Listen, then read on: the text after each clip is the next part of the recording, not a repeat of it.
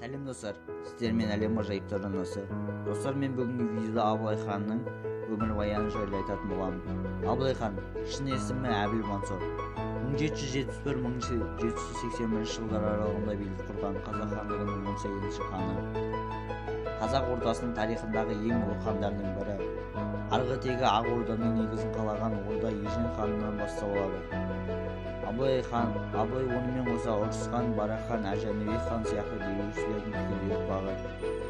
Абылай хан қазақ тарихындағы бірегей тұлға. Кенесары ханның атасы. Абылай ханның діні ислам діні. Абылай Жәңгір ханның 5-ші ұрпағы. Рахметтің досы. Жәңгір ханның уәлибақы қайтыс болып таққа тәуке отырғандағы уәлибақы хандыққа өкпелеп, үргеніші билеген нағашы атасы Қайып ханның қолына барады.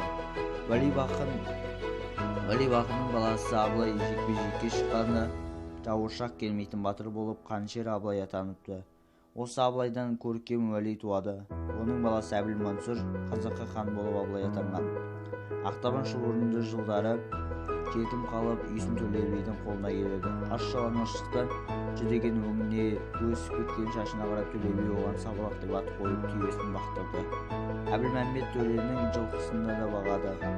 Бұл Шоқан Уәлихановтың айтуына сүйенсек, Абылайдың 10 жасар кезі болса керек, Төле бидің тәлім-тәрбиесінде болуы Абылайға зор ықпал жасады. Қазақ даласының даналығын бойына жинаған баба арқылы парасатын, ел билеу қабілетін анталаған жауға қарсы қазақ халқы басы біріксе ғана тойтарыс бере алатын жас баланың санасын ұялата білген. Міне достар, Абылай хан атақты хан болған. Ізбасары Кенесары хан болған. Діні ислам болған. Дүниеге келуі 1711 жылы Түркістан қаласында, Қазақстанда дүниеге келген. Ал ендеше бүгінгі видео осы достар. Видеоны лайк басыңыз және арнаға жазылып қоңырау басыңыз.